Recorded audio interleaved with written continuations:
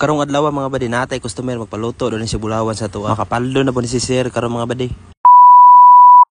Timing kay mga badi, pag uli na ko dito sa balay, naay nang utana sa kuha, natagpila daw ang gramo sa bulawan. Mo to giingnan ako og pila among gramo. Mo to mga badi, gitunol niya sa kuha ang bulawan. Ya dili pa man day luto, ma-request pa man day ang bulawan mga badi. Mo to mga badi, ako nagluto kay dili pa man day kabalo si sir day mo luto day. Tingala gani ko na mulawan niya, di kabalo mo luto. Pero wa ta kabalo badi basing gisugo ra po dito si sir day. Mao ni pagluto no to mga badi, gampingan gyud nato ni na dili mo buto. Kay once mo buto ni makasala gyud ta dili ba ni ato. Giluto na ko ni pag-ayo mga badi para gwapa kay ang bulawan. Nya gibudburan nato na murag magic sarap dira. Speaking of magic sarap mga badi, mo na gitawag na burak. Pagka magluto mga badi, pinisingan nato na siya burak. Pagka man na ibutang nato sa aksido para mawagod yung hugaw ba. Nya mao na ni resulta sa bulawan ni sir, gwapa kayo. Nya yelo pa jud kayo mga badi. Dili nato dugayon ni mga badi. Ato na siya natimbangon para may bal-an nato pila ni kagramo ni bulawan. Para pod may bal-an nato pila halino na ning bulawan ni sir. Ang una nako gibutang dira mga badi, 2 gramos na siya. Nya gisundan ako 1 ka gramo. Nya gisundan og 5 mg og 0.550 centigram mga badi. Nya in total siya og 3.550 centigram mga badi. Ang equal sa na mga badi, paldo si sir mo na equal sa. Mao din ni na paldo ni sir no, 18,000 kapin.